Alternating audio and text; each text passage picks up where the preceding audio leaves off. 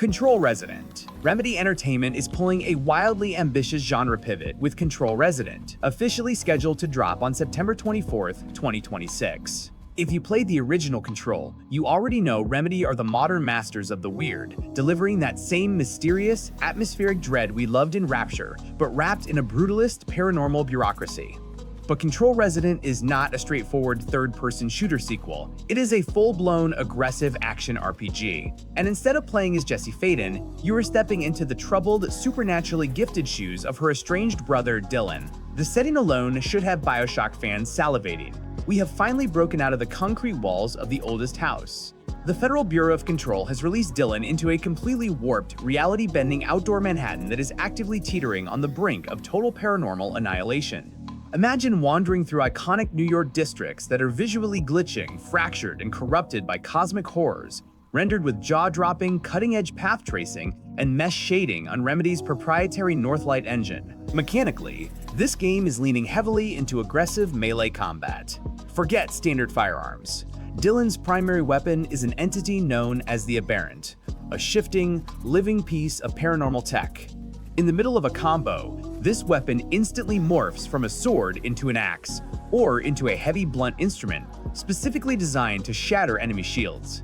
It feels incredibly akin to hot-swapping plasmids on the fly to match the exact physical threat in front of you. With an open-ended structure that lets you explore these massive, corrupted districts at your own pace, tackle bizarre side anomalies, and piece together a cosmic horror puzzle, Control Resident is shaping up to be an absolute masterpiece of atmospheric world-building.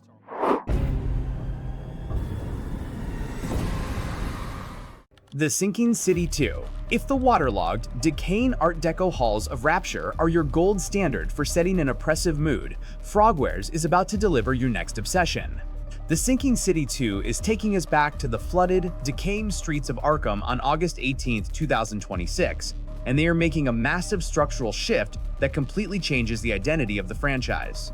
While the first game tried to juggle an awkward balance between open-world detective work and janky action, this sequel is completely reinventing itself as a pure, unadulterated survival horror experience. Built from the ground up in Unreal Engine 5, the visual upgrade is immediately terrifying. The water physics alone are a technical marvel, reacting dynamically as you push your small boat through the oppressive fog and the grotesque Lovecraftian architecture. Arkham is suffering from a permanent, supernatural flood. This means your exploration is a brilliant, tense mixture of navigating deep, murky waters by boat, and then transitioning on foot to explore claustrophobic, crumbling buildings that feel like they could collapse into the sea at any moment. Frogwares is leaning incredibly hard into classic survival horror tropes that demand your respect. You will be managing a strict, grid-based inventory, scrounging for desperately scarce ammunition, and engaging in defensive, environmental puzzle solving. You are constantly forced to make agonizing choices. Do you burn your precious few shotgun shells to put down a mutated deep one blocking the staircase?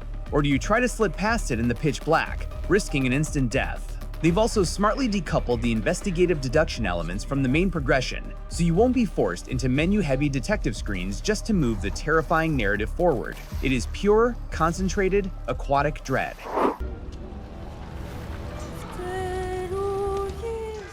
Resonance. A Plague Tale Legacy. Asobo Studio took a massive, calculated gamble with Resonance, A Plague Tale Legacy, and based on the recent footage, it is paying off in a monumental way. Arriving on August 27, 2026, this game is completely breaking away from the direct continuation of Amicia and Hugo's bleak journey. Instead, we are getting a vibrant, yet deeply violent prequel set, 15 years before the harrowing events of Requiem. The spotlight completely shifts to Sophia, the fiercely loyal pirate captain and smuggler we fell in love with in the second game. We get to explore her gripping backstory on the sun-drenched, but intensely politically tense, Greek island of Crete. Asobo Studio took a massive, calculated gamble with Resonance, A Plague Tale Legacy, and based on the recent footage, it is paying off in a monumental way. Arriving on August 27, 2026, this game is completely breaking away from the direct continuation of Amicia and Hugo's bleak journey. Instead, we are getting a vibrant, yet deeply violent prequel set 15 years before the harrowing events of Requiem. The spotlight completely shifts to Sophia, the fiercely loyal pirate captain and smuggler we fell in love with in the second game. We get to explore her gripping backstory on the sun-drenched but intensely politically tense Greek island of Crete.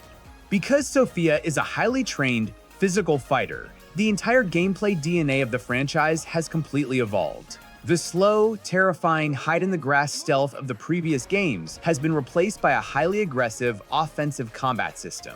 You can actively parry armored guards, utilize naval-inspired gear to traverse the vertical environments, and execute deadly, visceral counter moves. It maintains the signature emotional weight and dark lore the series is known for, but packages it in a wildly dynamic, time-bending action-adventure format.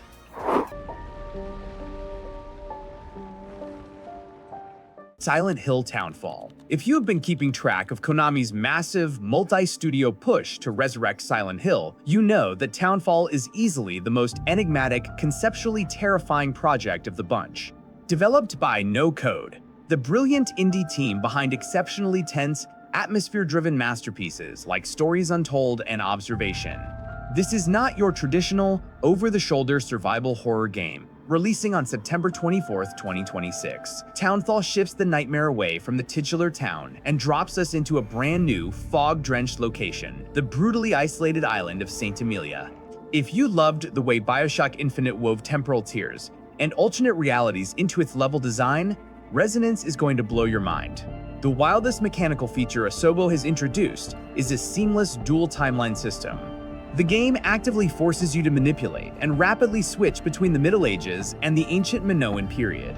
What you do, break, or move in the ancient past directly and instantaneously alters the physical environment, the pathways, and the literal architecture of the present day.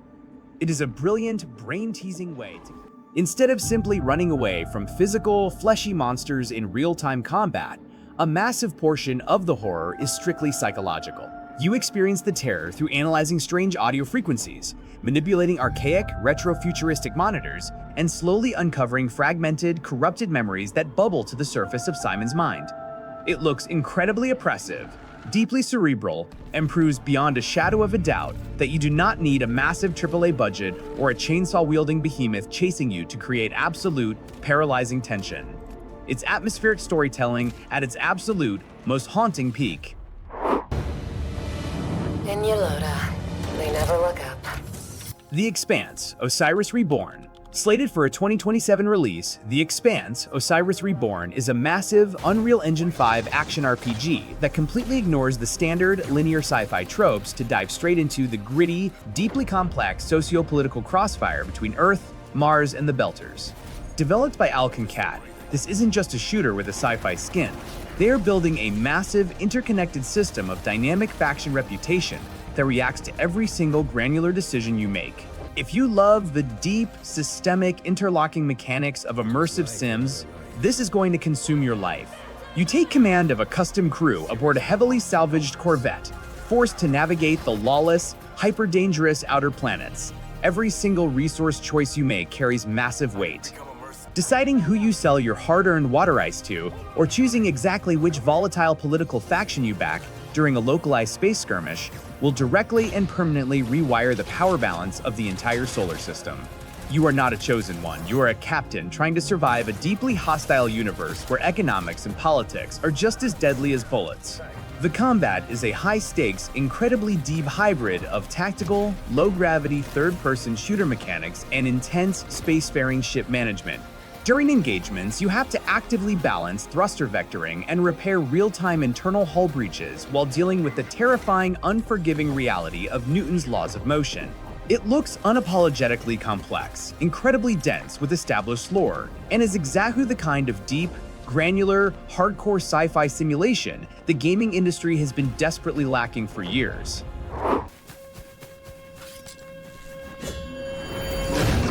Beast of Reincarnation. We need to talk about Beast of Reincarnation because it marks one of the most fascinating, completely unexpected industry pivots we've seen in years. This is the first ever mature AAA action RPG developed by Game Freak. Yes, the legendary Pokemon studio is aggressively breaking out of their comfort zone, and the results look phenomenal. Launching on August 4th, 2026, The game is a massive, dark departure from catching pocket monsters, delivering a gorgeous, post-apocalyptic Japan entirely overrun by terrifying mechanical monstrosities and aggressively corrupted nature. The game's aesthetic feels like a gritty, combat-heavy, mature love letter to Studio Ghibli's Princess Mononoke. You step into the role of Emma, an 18-year-old sealer who wields powerful, plasmid-like blight abilities to dynamically manipulate plant life for both traversal and devastating combat. She is accompanied by her fiercely loyal stray dog, Ku, but this is not an escort mission. The gameplay is built entirely around an incredibly fluid, synergistic one-person, one-dog combat dynamic. It's a precision melee action game drawing heavy, unapologetic inspiration from the punishing combat of Sekiro and Black Myth Wukong. Ku isn't just a passive, cosmetic follower who barks at loot. You actively and directly command him mid-combo to trip massive enemies, create split-second defensive openings, or trigger jaw-dropping dual-attack finishers. Built from the ground up in Unreal Engine 5, the world looks stunningly atmospheric, haunted, and rich. Honestly, seeing Game Freak channel decades of masterful creature design expertise into creating terrifying, overgrown, corrupted wildlife is incredibly exciting and wholly unique.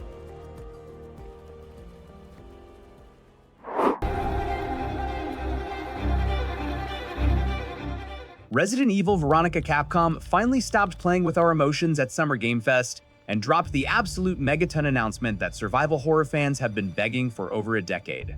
Resident Evil Veronica is a real thing. This is a complete, ground-up remake of the deeply polarizing yet highly atmospheric 2000 Dreamcast classic, Code Veronica, officially scheduled for a 2027 release on modern consoles. And let me be clear, this isn't just getting the basic RE4 remake visual code of paint. Capcom is actively re-engineering the entire narrative to fit much tighter into the modern, grounded RE timeline. You are back in the iconic boots of Claire Redfield, desperately exploring the claustrophobic, terrifying Rockford Island prison complex after being captured by the sinister Umbrella Corporation.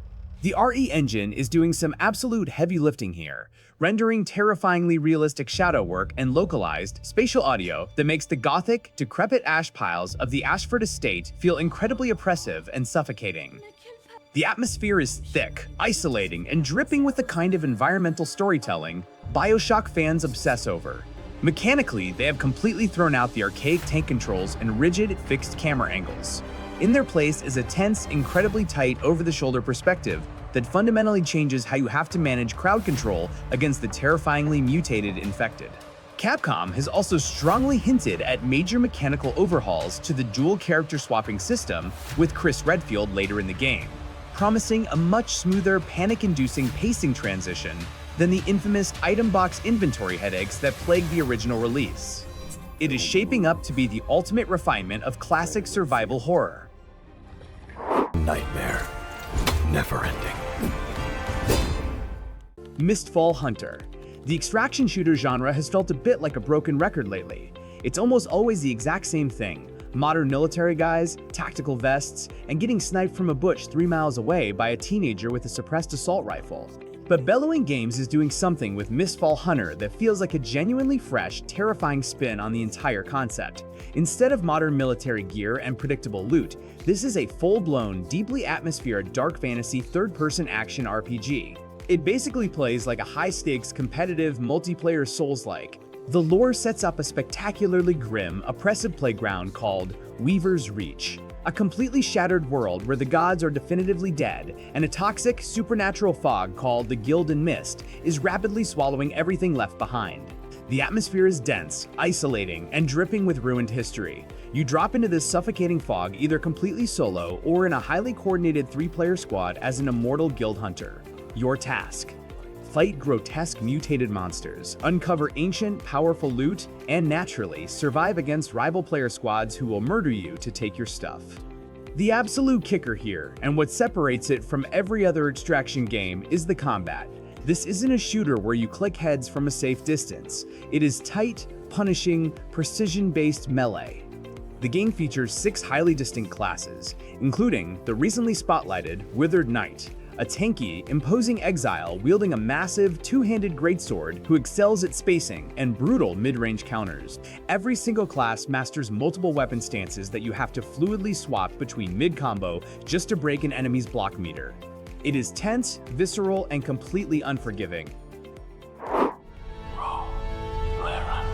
That is not going to happen. Star Trek: Shadow Frontier. Forget the standard, clean-cut diplomacy you expect from Starfleet. Star Trek: Shadow Frontier is taking the franchise into the dark, uncharted territory of the Borderland regions, where the Federation's influence is paper-thin and the laws of the galaxy don't apply. Set on the edge of a massive, reality-warping spatial anomaly, you aren't playing as a legendary admiral. You're the captain of a decommissioned Miranda-class ship, the USS Vanguard, tasked with surviving deep space encounters where help is weeks away. The atmosphere here is pure, claustrophobic sci-fi survival.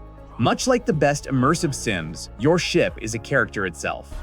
You aren't just clicking fire on a weapon menu. You are manually routing power from your life support to your deflector shields while managing internal hull breaches and frantic engineering repairs in real time.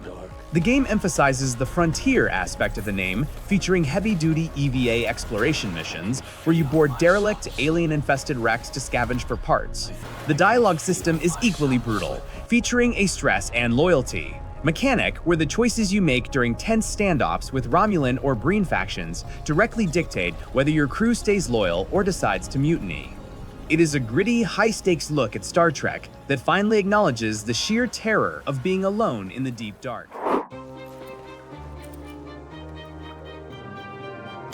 Militsioner. If you want to talk about true psychological dread, we have to talk about Militsioner. This is easily one of the most surreal and oppressive concepts in development. You are a regular citizen in a bizarre, stylized Soviet-style town, and you have been wrongfully accused of a crime you didn't commit. The problem: the law enforcement in this town is a literal giant, an impossibly massive, looming policeman who watches over every single district, constantly searching for you. The gameplay is entirely built around emergent AI and voice interaction. You can actually speak to the Militsioner and other NPCs using your own microphone to plead your case, bribe them, or try to talk your way out of trouble. But be warned, the giant has incredible hearing. If you run, make too much noise, or act suspiciously, he will catch you, and the scale of his pursuit is genuinely terrifying. The world is a giant, open-ended, systemic playground where you have to find ways to escape the city, all while living in the shadow of an omnipresent, watchful eye. It's a tense, dark satire that feels like a fever dream, a perfect pick for fans who love games that experiment with player agency and unconventional, high-pressure atmosphere. It's been so long. I never thought I'd Relic see First you Guardian. again. If you're looking at the recent gameplay trailers for Relic First Guardian and cynically thinking, great, just another generic fantasy action RPG, you really need to look a little closer. Dropping on July 31, this incredible project by developer Project Cloud Games is actively trying to bridge the massive gap between the heavy, deliberate, punishing combat of a Souls-like and the expansive, narrative-driven freedom of a classic high fantasy adventure. You play as the absolute last guardian, tasked with the monumental burden of gathering the scattered shards of a shattered relic to save a deeply atmospheric world entirely swallowed by darkness. But the real draw here, the mechanic that will hook fans of deep, customizable loadouts, is exactly how the game treats your character progression. Instead of just mindlessly dumping skill points into a generic strength or agility stat menu, your entire playstyle, movement, and identity are dictated by the specific weapon type you actively equip. Swapping from a massive, momentum-based greatsword to lightning-fast dual daggers doesn't just change your attack speed, it completely rewires your dodge mechanics, drastically alters your parry windows, and totally shifts which magical abilities you can deploy in a fight. The world itself looks incredibly haunting, full of ruined stone fortresses and massive, overgrown glowing caverns that feel incredibly heavy and ancient. Project Cloud Games is explicitly pushing a really distinct tactical pace. You absolutely cannot just button mash your way through basic mob encounters. Every single enemy has a visible guard gauge that you need to systematically and intelligently dismantle, making the combat feel far less like a mindless hack and slash and much more like a high-stakes, perfectly choreographed cinematic duel. What the hell happened to these people? Deepest Fear is an upcoming survival horror title that is positioning itself as the true successor to the dungeon-crawling horror subgenre. Set inside a massive subterranean industrial complex that was built to house a revolutionary energy reactor, the game takes place after a catastrophic containment failure. You are sent in to recover data, but you quickly realize that the complex itself has become a sentient, labyrinthine trap that alters its own layout based on your stress levels. The core of the experience is the sanitized horror, where everything looks clean and clinical, but is fundamentally wrong. You're navigating tight vertical shafts and vast echo-filled chambers, managing a limited oxygen supply that doubles as your light source. If you spend too much time exploring, your light dims, and the shadows, which are actually living, light-sensitive entities, begin to close in. The combat is incredibly sparse. You are better off using the environment to set traps, hacking security turrets, or using sound-based lures to redirect the terror stalking you. It's a masterclass in pacing, focusing on the dread of the unknown rather than just jumping at monsters.